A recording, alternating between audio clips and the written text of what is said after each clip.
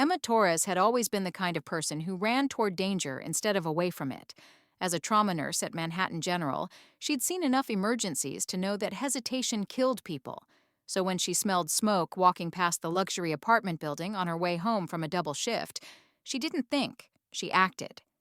The doorman was already on his phone with 911, gesturing frantically at the upper floors. "Sixth floor! Someone's still inside! The penthouse!" Emma didn't wait for permission. She pushed through the entrance, ignoring the doorman's protests, and hit the stairs running. The elevator would be suicide in a fire. 6 floors. She could do 6 floors. By the 4th floor, smoke was thick enough to make her eyes water. By the 5th, she'd pulled her scrub top over her nose and mouth, crouching low where the air was clearer. The fire alarm screamed, but she could hear something else. Someone coughing, harsh and desperate, from above. The 6th floor hallway was an inferno. Flames crawled up the walls, fed by expensive wallpaper and artwork that turned the corridor into a chimney. Emma stayed low, crawling now, following the sound of coughing to the penthouse door. It was locked. "Hello?" she shouted, pounding on the door. "Can you open this?" A man's voice, strained and rough from smoke. "Can't. Injured." Emma looked around frantically. The fire was spreading fast. In minutes, this entire floor would be engulfed. She grabbed a decorative fire extinguisher from the wall mount, heavy brass, vintage, probably worth more than her monthly salary, and smashed it through the door's window panel. Glass shattered. She reached through, ignoring the cuts, and unlocked the door from inside. The penthouse was filled with smoke, but not yet burning. Emma found him in the living room, a man, maybe late 30s, in an expensive suit, now torn and bloodied. He'd been thrown against the wall by what looked like an explosion. A bookshelf collapsed on top of him. Blood ran from a gash above his eyebrow, and he held his left side like ribs were broken. "Can you walk?"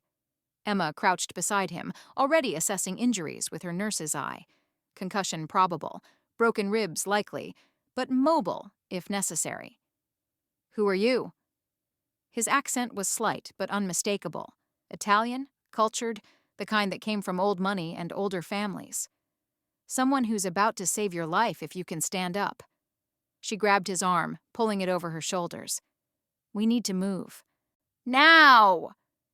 He grunted in pain, but pushed himself up with her help. He was tall, at least 6'2", and solid muscle beneath the expensive clothes. This wasn't going to be easy. They made it to the hallway just as the penthouse windows exploded from the heat, flames roaring into the apartment behind them. Emma kept them low, moving as fast as his injuries allowed, navigating by memory and instinct through smoke so thick she could barely see her own hands. The stairs were worse. He stumbled on the 3rd floor, nearly taking them both down.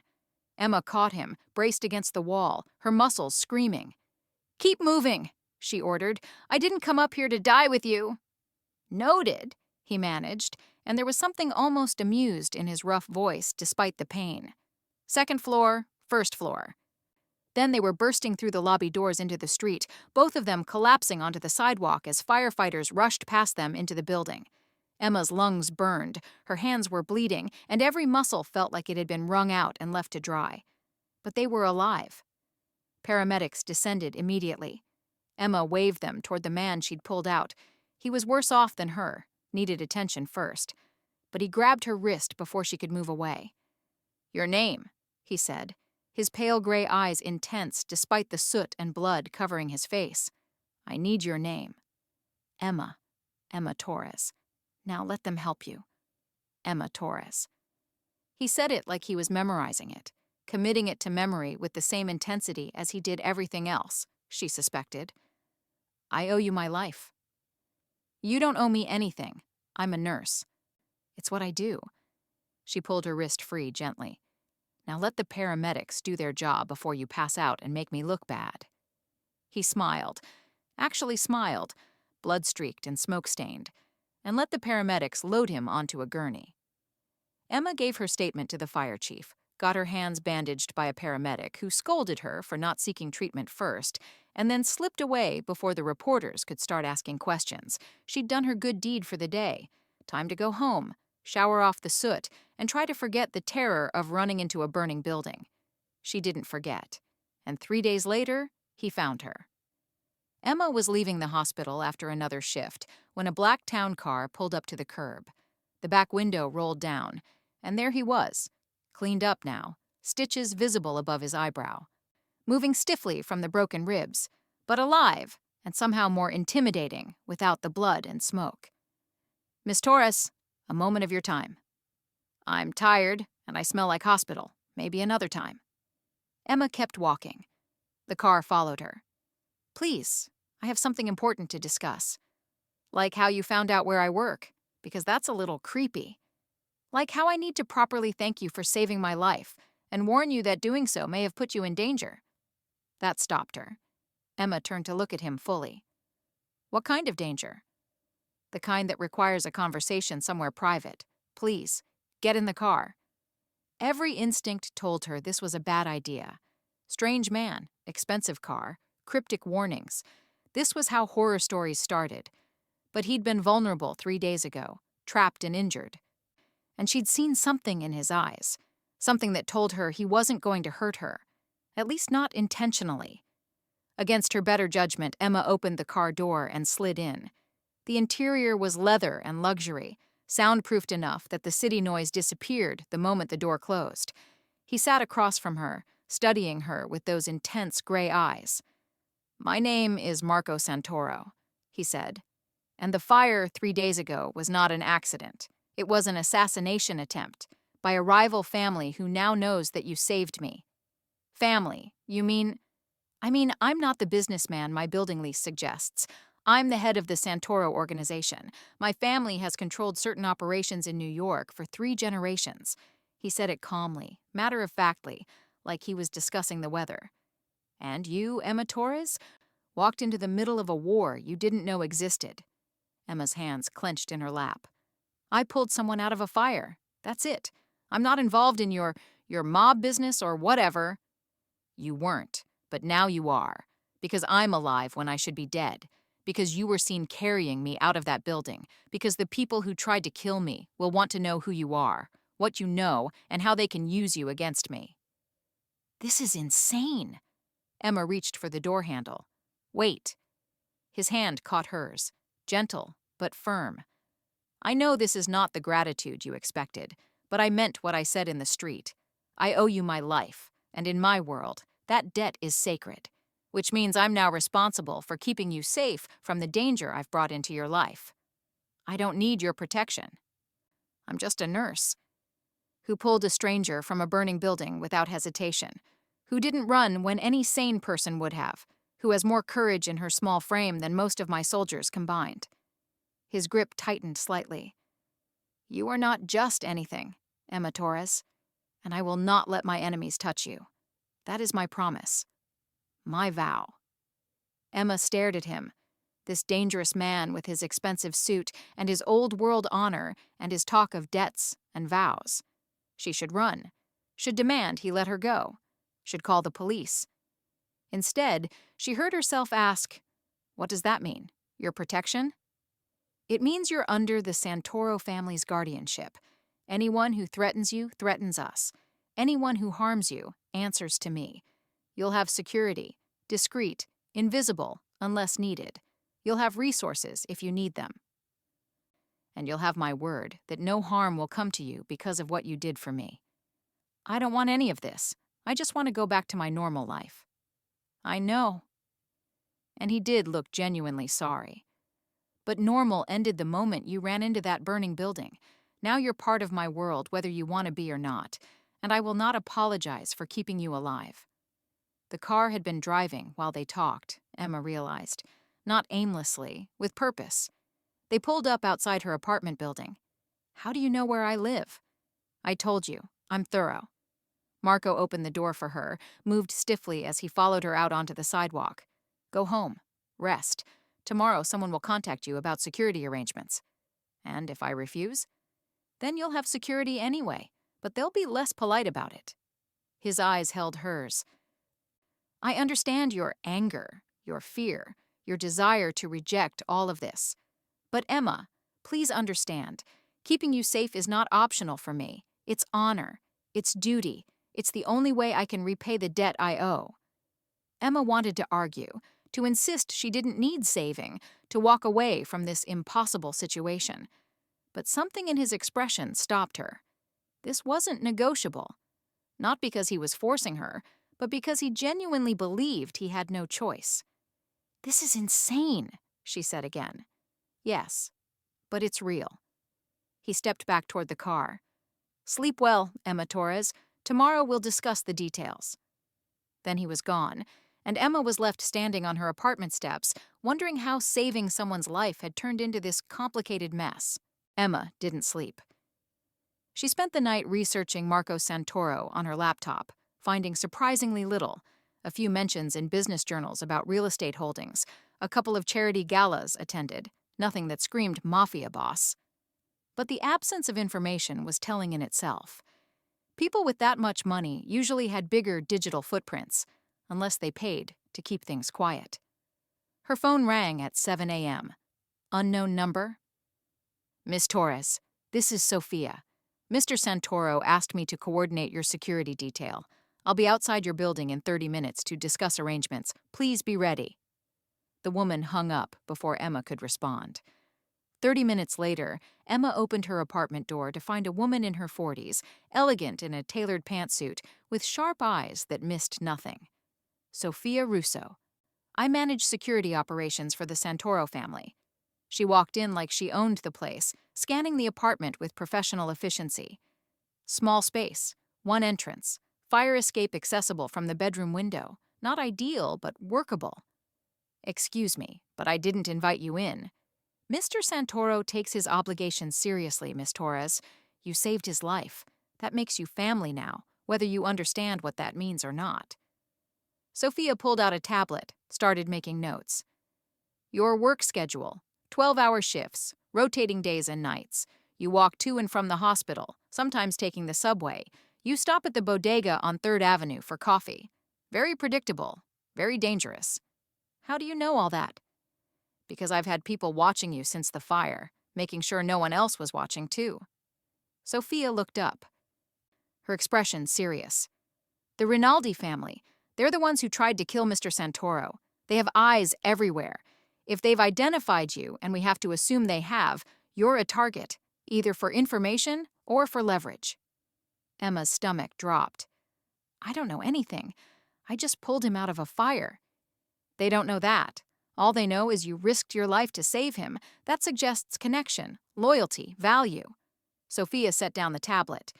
"Here's what's going to happen. You'll have 2 security personnel with you at all times, one visible, one not. You'll continue your normal routine as much as possible. We don't want to signal that we're protecting you, but there will be eyes on you constantly." "I can't have armed guards following me around the hospital." "They won't be obviously armed. They'll be discreet. Patients, visitors, maintenance workers. You won't even notice them after a while." Sophia pulled out a phone, newer model, expensive. "Take this. My number is programmed. Mr. Santoro's number, emergency contacts. It's encrypted and untraceable. Use it instead of your personal phone for anything sensitive." Emma took the phone like it might bite her. "This is crazy. I'm a nurse, not some mob princess." "You're under Santoro protection now. That makes you untouchable to our enemies, which also makes you a target they'll want to eliminate." Sophia's expression softened slightly. "I know this is overwhelming, but Mr. Santoro doesn't make promises lightly. If he says he'll keep you safe, he will, even if it costs him."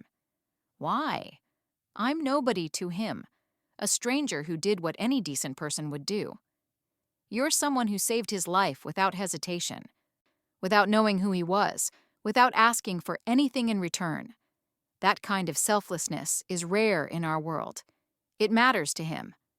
Sophia headed for the door, paused. "He'll want to see you tonight.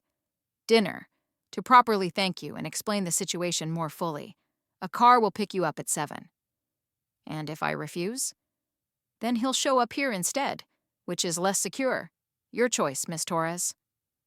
After Sophia left, Emma called in sick to work, something she never did, but she needed time to process, to think, to figure out how her life had derailed this catastrophically. The day passed in a blur. Emma tried to spot the security people Sophia had mentioned. She thought she caught glimpses. A man in a coffee shop who seemed to be reading the same page for an hour. A woman at the park who wasn't really jogging. But she couldn't be sure if she was paranoid or actually being watched.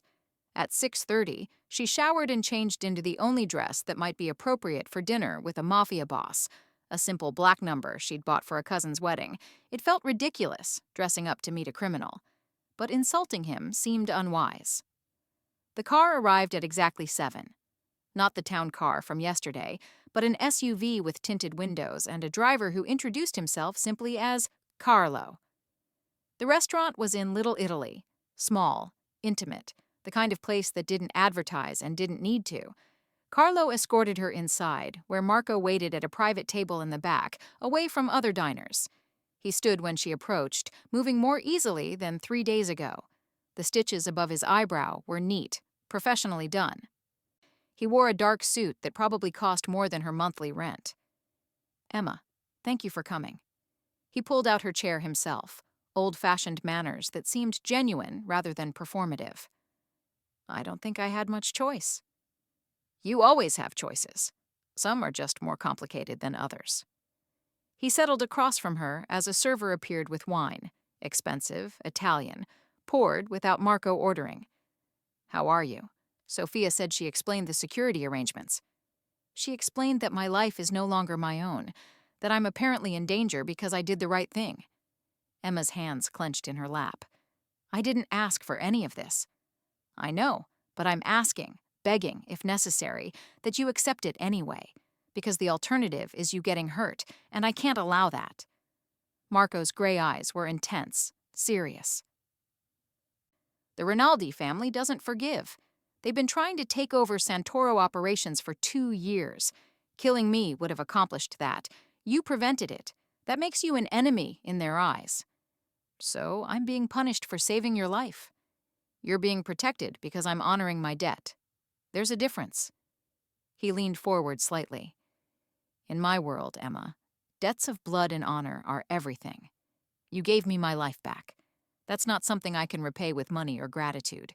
It requires protection, loyalty, commitment. It requires making sure you're safe, always, for as long as I live." "That sounds like a prison." "Or a promise." His voice softened. "I know you don't understand our ways, but please believe me when I say I will not let harm come to you. Not from my enemies, not from my world, not from anything I can prevent." Emma wanted to stay angry, to reject this impossible situation, but looking at him now, this dangerous man with his old-world honor and his genuine concern, she couldn't quite manage it. "I don't want to be afraid," she admitted quietly. "I don't want to look over my shoulder constantly." "Then don't. Let my people do that for you. Live your life, work your shifts, help your patients. Let me handle the danger." He reached across the table, his hand hovering near hers but not touching. "I'm not asking you to join my world, Emma. I'm asking you to let me keep you safe from it." "For how long?" "Until the threat is eliminated. Until the Rinaldi family understands you're untouchable.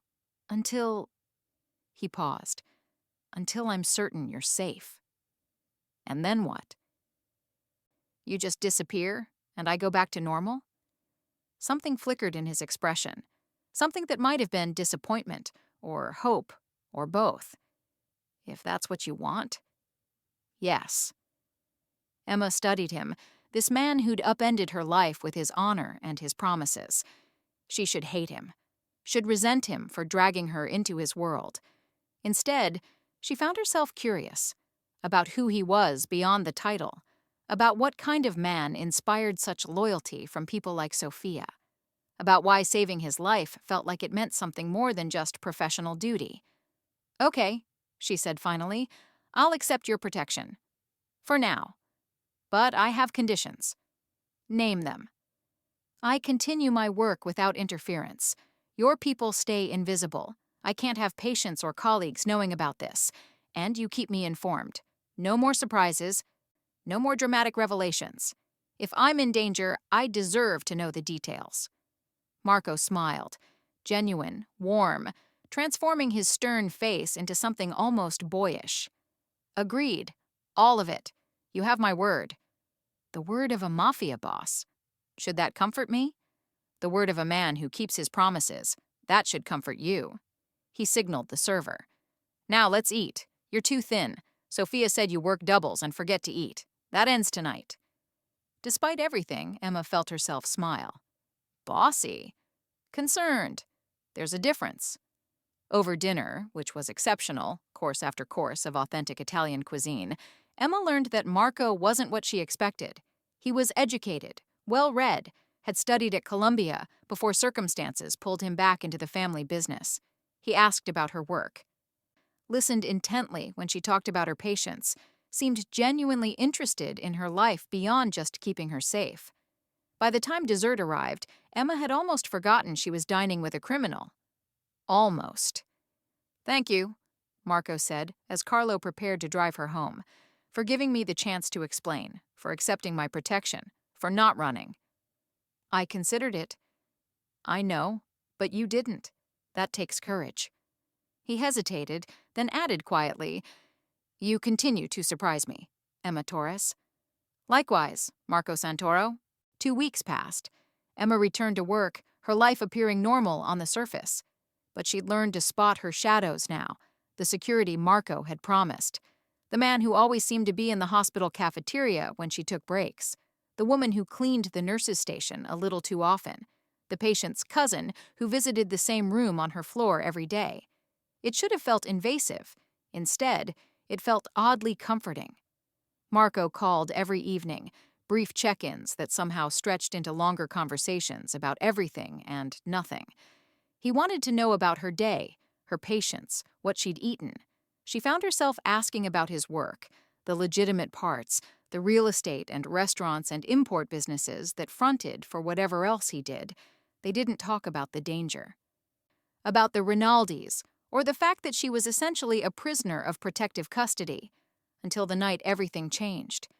Emma was leaving the hospital after a particularly brutal shift, 3 trauma cases, 2 losses, and 1 miracle save that had left her emotionally drained. She just wanted to go home, shower, and sleep for 12 hours. The parking garage was nearly empty at 11 p.m. Her car, a 10-year-old Honda that had seen better days, sat in its usual spot on the 3rd level. Emma was fumbling for her keys when she heard footsteps behind her. Not the careful, professional footsteps of Marco's security. These were deliberate, threatening. Emma Torres. The voice was male, accented, Italian like Marco's, but harder, colder. We need to talk about your boyfriend. Emma spun around. 3 men, all dressed in dark clothes, all standing between her and the exit. No security in sight. Where were Marco's people? I don't have a boyfriend, and I don't talk to strangers in parking garages, excuse me. She tried to move past them, but one grabbed her arm. Rough, painful. Santoro, the man you pulled from the fire. He's been calling you every night, taking you to dinner, putting guards on you. That makes you his woman, which makes you our leverage. I'm not his anything. I'm a nurse who helped someone. That's it. Emma tried to pull free, but the grip tightened. Let go of me. Not yet. First, you're going to deliver a message to Santoro. Tell him the Rinaldi family is done negotiating. He withdraws from the waterfront operations, or people he cares about start getting hurt. Starting with you. The man pulled out a knife. Nothing fancy. Just a plain switchblade that caught the fluorescent lights. You're going to walk away with a reminder, something to make Santoro understand we're serious. Terror shot through Emma's system, but her trauma nurse training kicked in. Stay calm, keep talking, look for opportunities. Marco won't negotiate with you if you hurt me. He'll retaliate. You know that. We're counting on it. War is good for business, and you're the perfect spark to start one. The knife moved toward her face. Hold still. This will only hurt for... The man never finished. He simply dropped, unconscious, as someone materialized behind him and struck with clinical precision. The other 2 men moved, but they were already too slow. Sophia appeared from behind a concrete pillar, moving like liquid death. She disarmed 1 man in seconds. Dropped him with a strike to the throat. The third tried to run, but another figure, Carlo, Emma realized, blocked his path. It was over in less than 30 seconds. Sophia was on her phone immediately. Code red. Third-level parking garage. 3 hostiles neutralized. Miss Torres is unharmed but shaken. We need cleanup and transport. Now. She ended the call, turned to Emma. Are you hurt? No, Where were you? I thought... We were here, watching. But they used a signal jammer to block communications, and they were professionals. We couldn't intercept without risking you. Sophia's expression was furious. This is on me. I should have anticipated. You saved me. That's what matters. Emma was shaking now, adrenaline crash hitting hard. They wanted to hurt me to send Marco a message. I know. And they failed. Sophia wrapped a jacket around Emma's shoulders. When had she gotten cold? Mr. Santoro is on his way. He'll want to see for himself that you're okay. I don't need... Yes, you do, and so does he. Sophia's expression softened slightly. He's been half-crazy since the security alert went out. Nearly killed his driver getting here. Marco arrived 10 minutes later, screeching into the parking garage in his own car instead of waiting for a driver. He was out before the vehicle fully stopped, moving toward Emma with desperate urgency. Emma! Dio mio, Emma! His hands framed her face, gray eyes scanning her frantically for injuries. Are you hurt? Did they touch you? I'm fine. Sophia stopped them before... I'm fine. But her voice shook, betraying the fear she was trying to suppress. Marco pulled her into his arms, holding her so tightly she could barely breathe. I'm sorry. I'm so sorry. This is my fault. I should have... You saved me. Your people saved me. Emma found herself clinging to him, needing the solid warmth of him to prove she was safe. They wanted to use me against you. I know. His voice was rough, strained. They failed. But Emma, you need to understand. This isn't over. The Rinaldis won't stop. They've identified you as someone I care about. That makes you a permanent target. Emma pulled back to look at him. Someone you care about? Yes. No hesitation, no pretense. I told myself it was just honor, just duty, just repaying a debt. But somewhere in the past 2 weeks, you became more. More than obligation, more than gratitude. You became... He stopped, jaw tight. Someone I can't afford to lose. Marco, I know what I am. What I do, what my world is. I know you deserve better than a man with blood on his hands and enemies at his door. But Emma, please let me protect you. Not just because I owe you, but because I care. Because the thought of them hurting you makes me want to burn their entire organization to the ground. Emma should have been terrified by the intensity in his voice, the barely controlled violence in his expression. Instead, she felt safe, protected, claimed in a way that should have bothered her, but somehow didn't. What does this mean? She asked quietly. If I'm not just an obligation anymore? It means you're under my personal protection. It means I'm moving you somewhere safer. It means... He paused, as if what he was about to say scared him. It means you're mine, Emma. Not as property, but as someone I guard with my life. Someone I won't let my world destroy. I'm not yours. I'm my own person. I know. But you're also someone I care about. In my world, that's the same as a vow. You're mine to protect, mine to cherish, mine to keep safe from the darkness I live in. That's not how normal relationships work. We're not normal. We never were. His hand cupped her face gently. Tell me you don't feel this, whatever this is between us. Tell me it's just gratitude or fear or proximity, and I'll step back. I'll keep you safe from a distance. But Emma, if you feel even a fraction of what I'm feeling... Emma pressed her fingers to his lips, stopping the words, because she did feel it. This impossible connection to a man she barely knew, but somehow understood. This pull toward someone who lived in darkness but looked at her like she was light. I feel it, she whispered. I don't understand it. It's too fast, too intense, too complicated. But I feel it." His smile was fierce, triumphant. "Then you're mine, and I'm yours. And anyone who tries to hurt you will learn what it means to make an enemy of Marco Santoro." Marco moved Emma that same night, not to a safe house or a hotel, but to his own estate in Westchester, a sprawling property behind gates and walls with security that made Fort Knox look amateur. "This is temporary," he said as they drove through the entrance, "until I handle the Rinaldi situation permanently." "Handle it how?" Emma asked, though part of her didn't want to know. "However necessary." His voice was cold, clinical, the voice of a man who'd made hard decisions before. "They threatened you. In my world, that requires a response." The house was beautiful. Old stone and modern glass, somehow blending into elegant architecture. Inside, it was warmth and wood and artwork that belonged in museums. Nothing like the dark, oppressive mansion Emma had imagined. "Your room is upstairs, second door on the left," Marco said. "Everything you need should be there. Sophia had your clothes and essentials brought over." "You went through my apartment?" "I had people pack your things respectfully. Nothing was disturbed that wasn't necessary." He moved toward what looked like a study. "Get some rest. We'll talk more in the morning." "Marco," Emma caught his arm. "Thank you for keeping me safe. For everything." His hand covered hers where it rested on his arm. "You don't thank me for doing what I should have done better in the first place. Sleep, Emma. Tomorrow, we plan." But Emma couldn't sleep. She lay in the luxurious guest room, bigger than her entire apartment, staring at the ceiling and replaying the parking garage attack. The knife, the threats, the casual violence. This was Marco's world. This was what caring about him meant. Danger, fear, constant vigilance. She should run. Should demand he let her go, relocate her somewhere safe and far away from his life.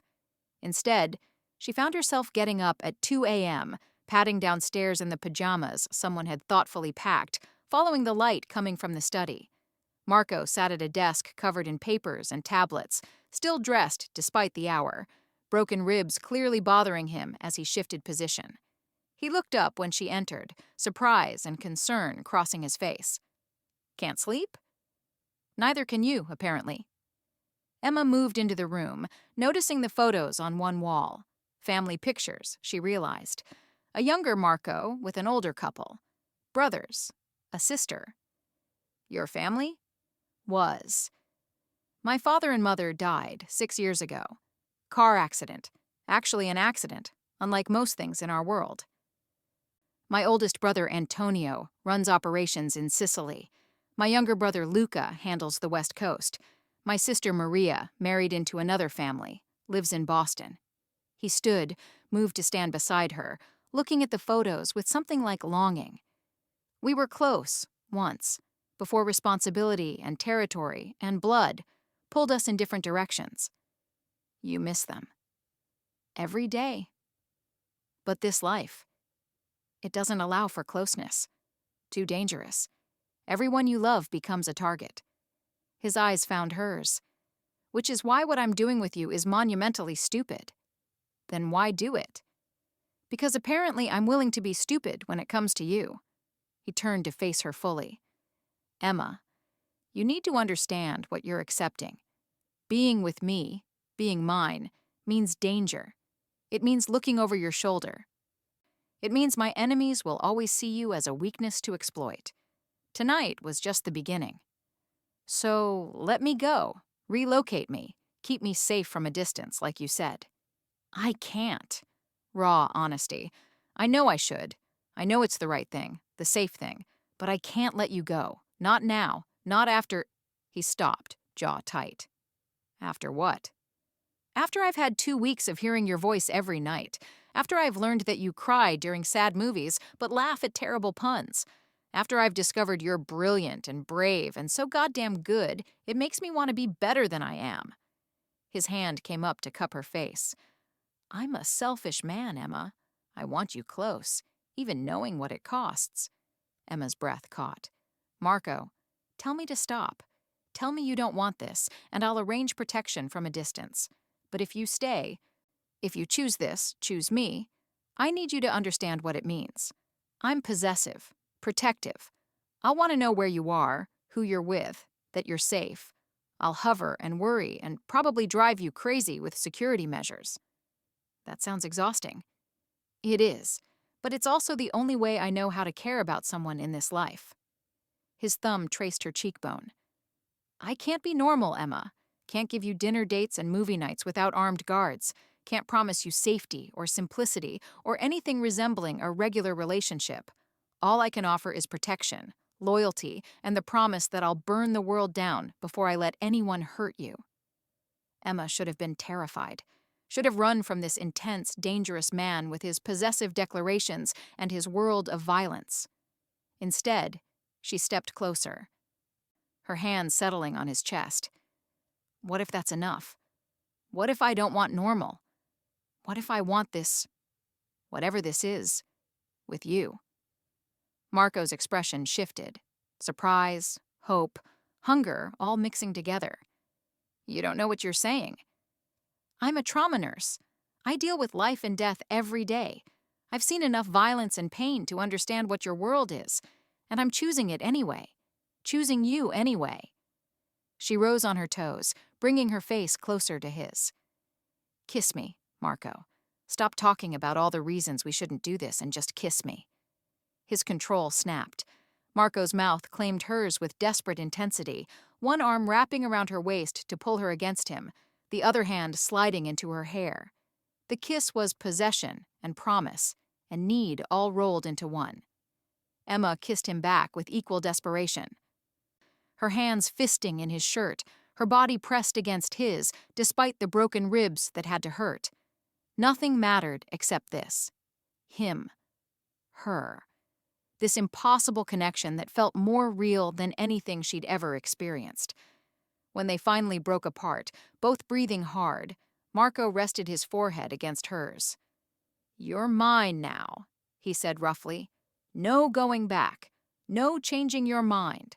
You're under my protection, in my care, and Emma, I don't share. I don't let go. Whatever this is between us, it's permanent. Good, Emma whispered, because I'm not going anywhere.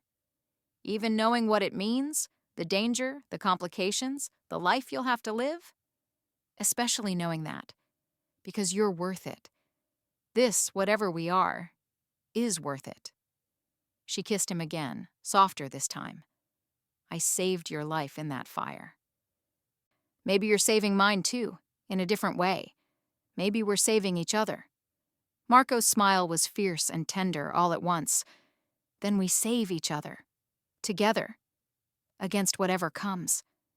He kissed her again, and Emma let herself fall into it, into him, into this new life she was choosing. Dangerous, complicated, terrifying, but hers, and his. And somehow that was enough. Emma woke to sunlight streaming through unfamiliar windows and the smell of coffee. For a disorienting moment, she couldn't remember where she was. Then it all came back. The attack, Marco's estate, the kiss that had changed everything. She found him on the terrace, talking on the phone in rapid Italian, his voice hard and commanding.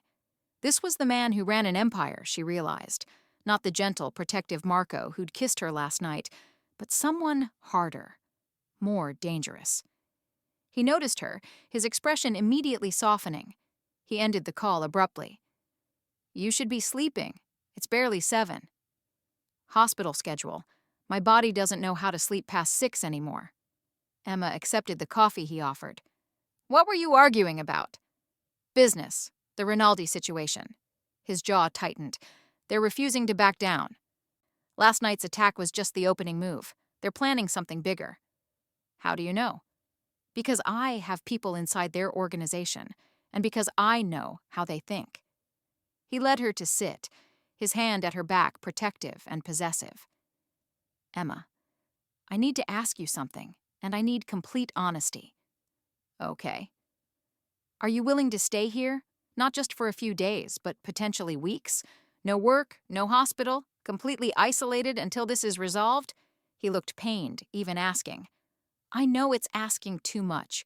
Your career, your independence, everything you value. Yes. Marco blinked. Yes?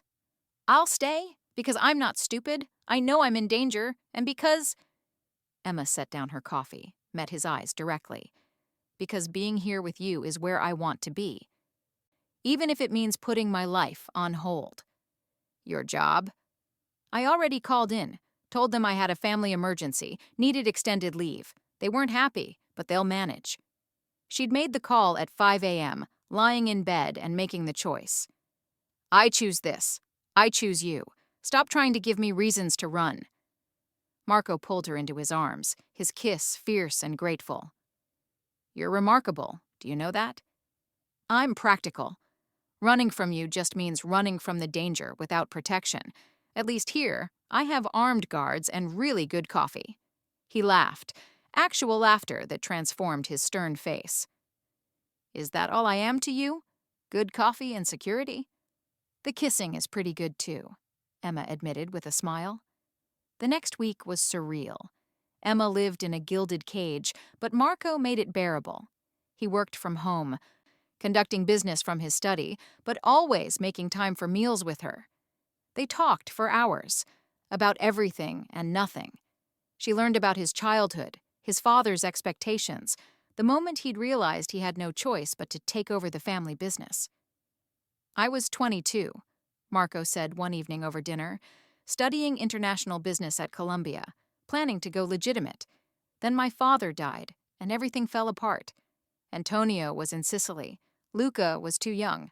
Someone had to step up, or the family would have been destroyed by rivals sensing weakness. You gave up your dreams. I gave up one dream for another. Protecting family, honoring my father's legacy, building something stronger than what I inherited. His hand found hers across the table. No regrets. This is who I am, Emma. This is what I do. I just wish... What? That I'd met you before, when I still had choices, when I could have offered you something better than this. You're offering me you. That's enough. Emma squeezed his hand. Stop apologizing for who you are. But the peace couldn't last. On the 8th day, Sophia burst into the dining room during breakfast, her expression grim. We have a problem. The Rinaldis just hit one of our restaurants, burned it to the ground, sent a message. They want a meeting, neutral ground, tomorrow night. Marco's expression went cold, dangerous. A trap. Probably, but we can't refuse. Declining makes us look weak.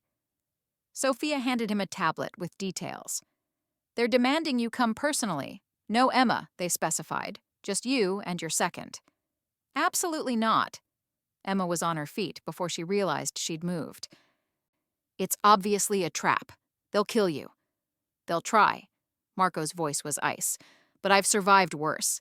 And if I don't go, they'll escalate, hit more businesses, target more people. Eventually, they'll come here for you. So you're going to walk into an ambush? I'm going to end this, one way or another.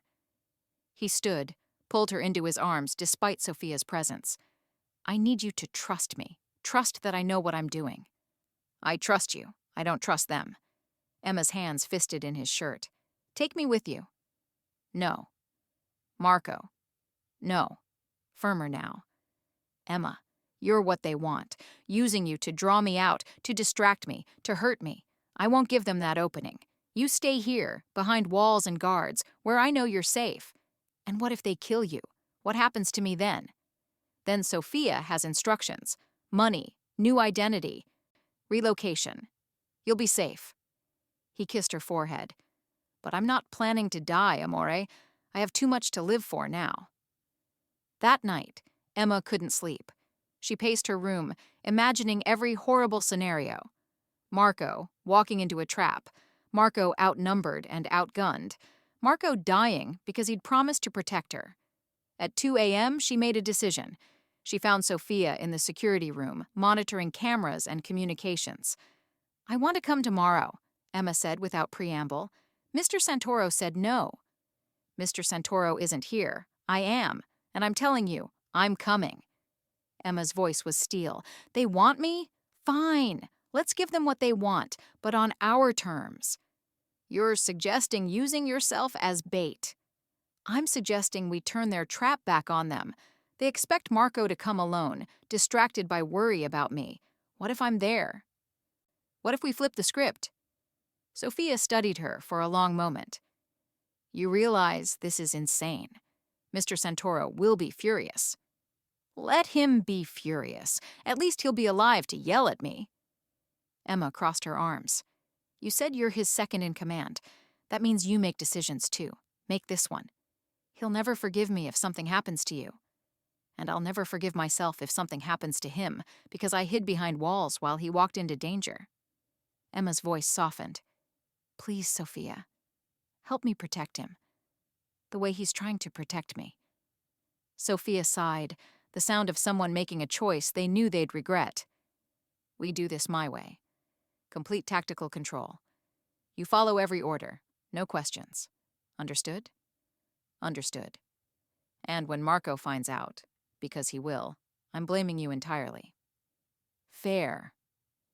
The next evening, Emma dressed in the clothes Sophia provided. Dark, practical, with body armor hidden beneath. She felt like she was preparing for war, which she supposed she was. Marco had left hours ago, kissing her goodbye with desperate intensity, making her promise to stay safe. She'd promised, fingers crossed behind her back like a child. Now, sitting in the SUV with Sophia and 2 other guards heading toward the meeting location, Emma wondered if she'd made a terrible mistake.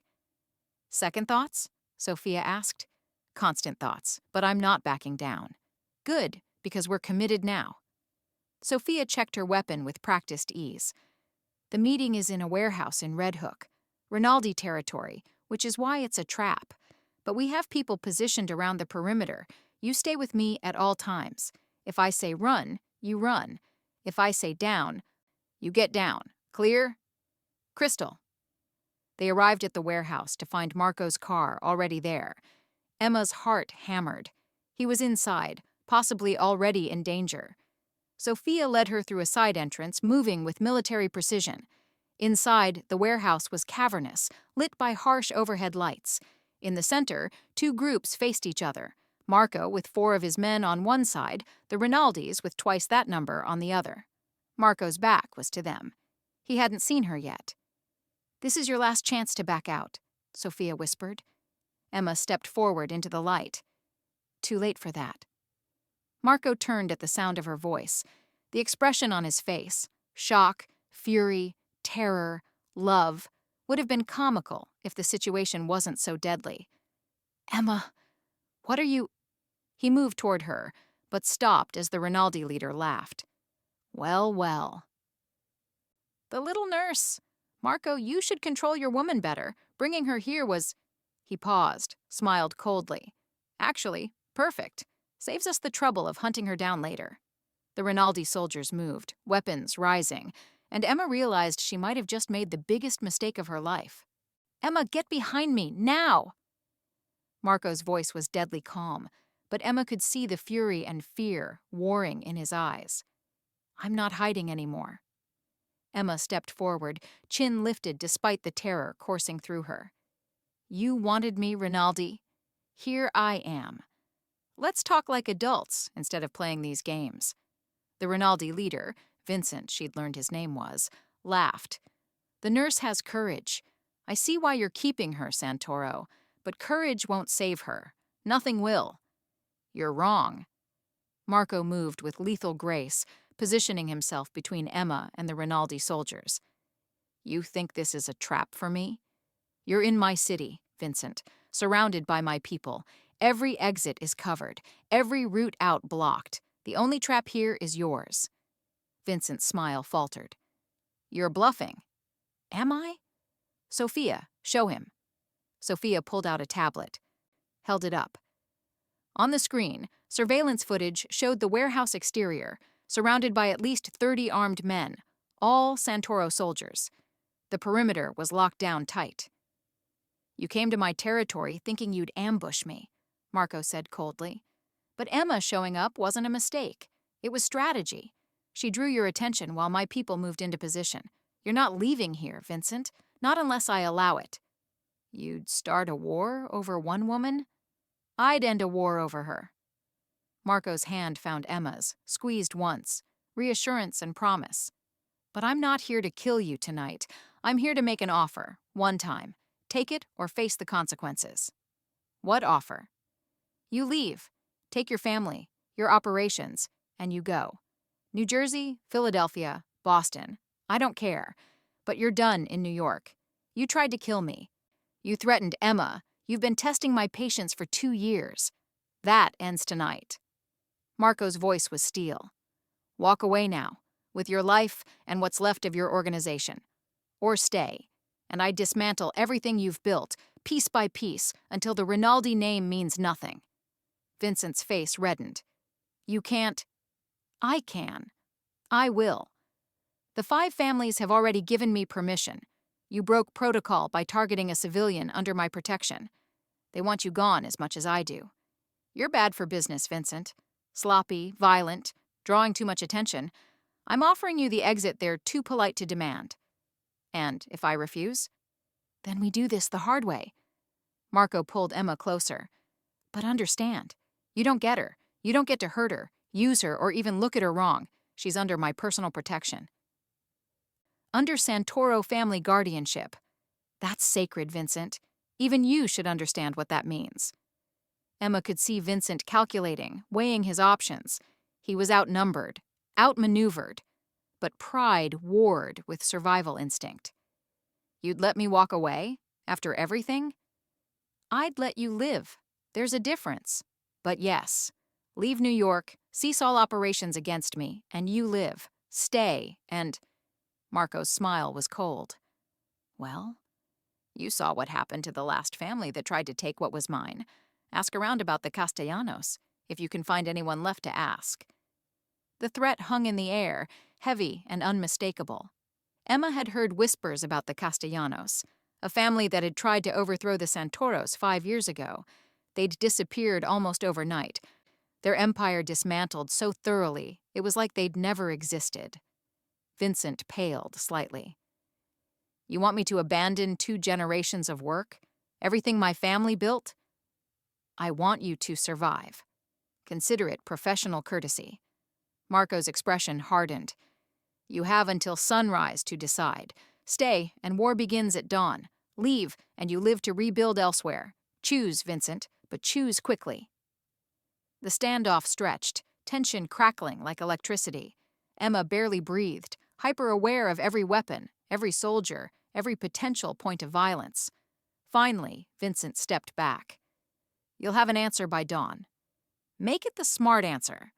Marco gestured, and his men formed a corridor, allowing Vincent and his soldiers to leave, but making it clear they were being escorted out. And, Vincent, if you come near Emma again, if you even think about retribution, there won't be negotiations, there won't be warnings, there will just be silence where you used to be. After the Rinaldis left, the warehouse erupted in controlled chaos, Marco's men securing the perimeter, reporting to Sophia, beginning the process of ensuring Vincent's departure was genuine. Marco rounded on Emma, his fury finally unleashed. What were you thinking? Coming here? Putting yourself in danger? I was thinking I couldn't sit in that house while you walked into an ambush, Emma fired back. You think I could just wait, hoping you'd come home, hoping they wouldn't kill you? That's exactly what I needed you to do. Stay safe. Let me protect you. And who protects you? Emma's voice cracked. You keep talking about honor and duty and keeping me safe. But Marco, you matter too. Your life matters. You can't just throw yourself into danger without... He kissed her. Hard, desperate, angry, and relieved and terrified all at once. His hands framed her face like she was precious and breakable and essential. Don't ever do that again, he said against her mouth. Don't ever risk yourself like that. Emma, if something had happened to you... Nothing happened. We're both safe. Your plan worked. She pulled back to meet his eyes. Sophia said you'd be furious. Furious doesn't begin to cover it. He stopped, pressed his forehead to hers. You terrified me. Seeing you walk out into the open, knowing Vincent could have shot you before I could react. Emma, I can't lose you. I can't. Then don't make me lose you either. We protect each other, remember? Not just you protecting me. Emma's hands covered his where they still cupped her face. I know this isn't how your world works. I know you're supposed to be the strong one, the protector. But I'm not some fragile thing you need to lock away. I'm your partner. Let me be your partner in all of this. Marco stared at her for a long moment, emotions warring across his face. Finally, he exhaled roughly. You're going to drive me insane. Probably, but you're stuck with me now. She managed a shaky smile. You said it yourself. I'm yours. That goes both ways. You're mine too, Marco Santoro, and I protect what's mine. His laugh was strained but genuine. How did I end up falling for the most stubborn woman in New York? Lucky, I guess. The luckiest. He kissed her again, softer this time. Come on. Let's get you out of this warehouse before I have a complete breakdown over your safety. Sophia approached as they headed for the exit. Sir, we have eyes on Vincent. He's pulling out, clearing his people from Manhattan operations. Looks like he's taking the offer. Good. Make sure he keeps moving. I want confirmation he's crossed state lines by morning.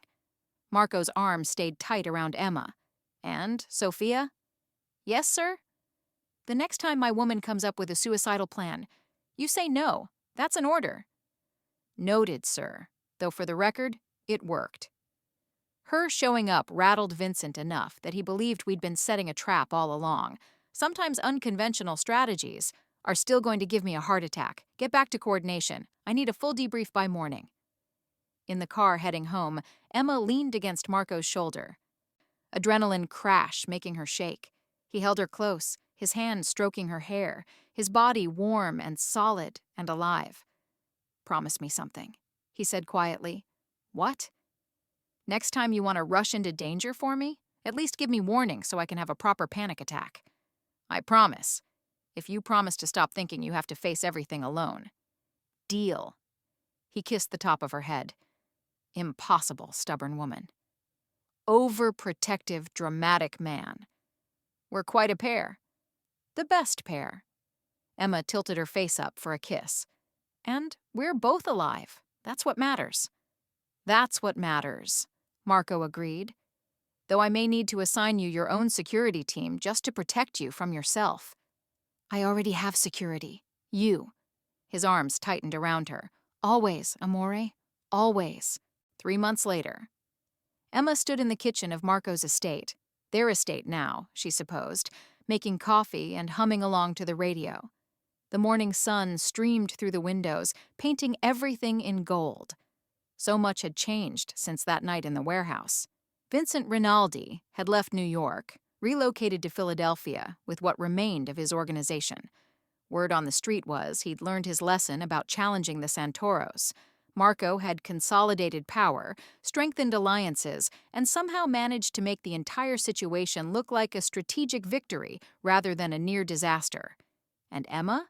She'd returned to work at the hospital, but on her own terms. Part-time now, with a security detail that had learned to blend in so well, even she sometimes forgot they were there. Marco had insisted, and she'd stopped fighting it. This was her life now, loving a man who lived in the shadows, accepting protection because it eased his mind, finding balance between her world and his. You're thinking too loudly again, Marco said, appearing in the doorway in just sleep pants, his hair mussed and the scar above his eyebrow, the one from the fire, visible in the morning light. I can hear it from upstairs. Just reflecting. Emma handed him coffee. 3 months ago, I was running into a burning building. Now I'm making breakfast in a mansion with a mafia boss. Life is strange. Regrets? None. You? She leaned against the counter, watching him over the rim of her mug. Only that I didn't meet you sooner, though. He set down his coffee, moved to stand in front of her. Actually, I think the timing was perfect. You saved my life when I needed saving, in more ways than just the fire. Dramatic. Honest. His hands settled on her waist, familiar and possessive. Before you, this life was just survival. Territory, power, obligation. But Emma, you made me remember there's more. That I can be more than just the role I inherited. you're still a crime boss. A crime boss who's transitioning more operations to legitimate business, who's reducing violence, improving community relations, actually trying to make his empire something better than what he inherited. He kissed her forehead. Because of you. Because you make me want to be worthy of you. You were always worthy. You just needed someone to remind you. That someone being you. The stubborn nurse who ran into a fire without hesitation. His smile was tender. Speaking of which, I have something for you. He pulled a small box from his pocket. Not ring-sized, Emma noted with a mixture of relief and maybe slight disappointment. Inside was a key. Old-fashioned, ornate, attached to a tag that read, Santoro Family Foundation. What's this? A clinic, in the neighborhood where you grew up. I bought the building, renovated it, hired staff. It'll provide free health care to people who can't afford it. Marco watched her face carefully. You said once that you became a nurse to help people who fell through the cracks. I thought, maybe we could help them together. You run it, set the vision, and I fund it.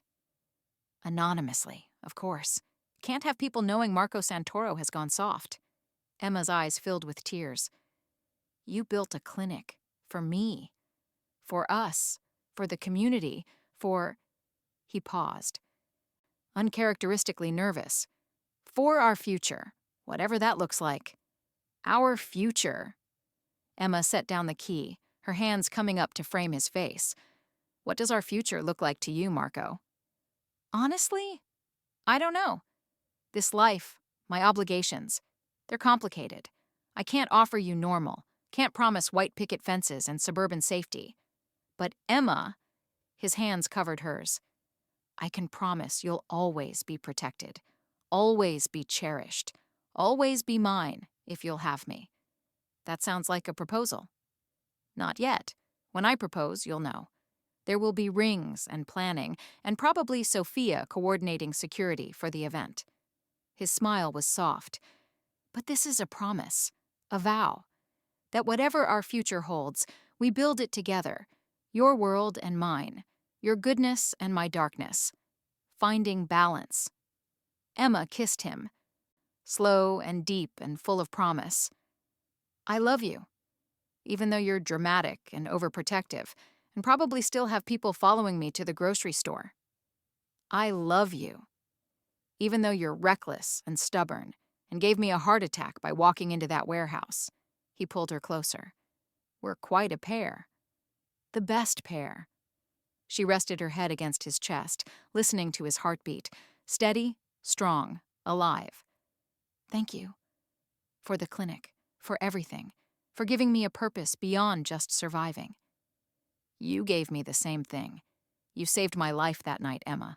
Not just from the fire, from a life of nothing but obligation and darkness. You're my light, my promise that there's more than just this empire. They stood there in the morning sun, wrapped in each other.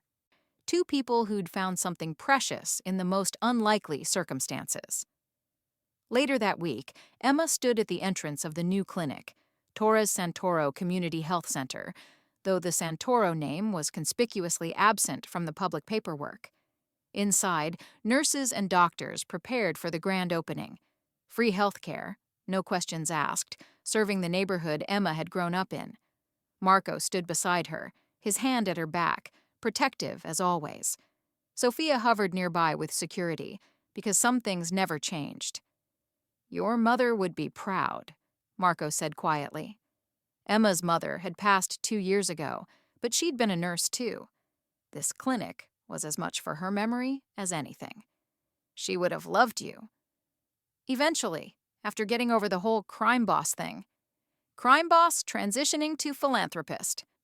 There's a difference. Is there? I'm working on it. For you. He turned her to face him. Emma, I know this life isn't what you imagined. I know dating me means complications and danger and security teams at your wedding. Are you proposing? Not here, not now, but... He pulled out a small velvet box, opened it to reveal a stunning diamond ring. Soon. When the time is right. When I can give you the moment you deserve. But I wanted you to know I'm serious about this, about us, about building a future together. Emma stared at the ring, then at Marco, then back at the ring. You're carrying around an engagement ring without actually proposing? I'm Italian. We're dramatic. It's genetic. But he was smiling, nervous and hopeful. Say you'll at least consider it. Consider being my wife, not just the woman I protect, but my partner in everything. Building this clinic, running our businesses, legitimate ones, raising a family someday if you want. All of it. Emma took the box, closed it, handed it back. Ask me properly, when the time is right. And Marco? Yes? The answer will be yes. Obviously yes. You saved me just as much as I saved you. We're partners, equals, and I'm not going anywhere. His kiss was joy and relief and promise. Around them, the clinic bustled with preparation, the neighborhood filled with people who'd benefit from their combined vision, her compassion, his resources, their shared commitment to making something good from something complicated. This was their life now. Not simple, not easy, but theirs. Built on a foundation of a burning building, a life saved, and a promise kept. Emma Torres had run into a fire to save a stranger. She'd found a partner, a protector, a man who'd turned his world upside down for her, and Marco Santoro had been pulled from flames by an angel in scrubs. He'd found purpose beyond power, love beyond duty, and a future worth fighting for. Together, they'd built something beautiful from the ashes, a love that survived fire, danger, and impossible odds. And they were just getting started.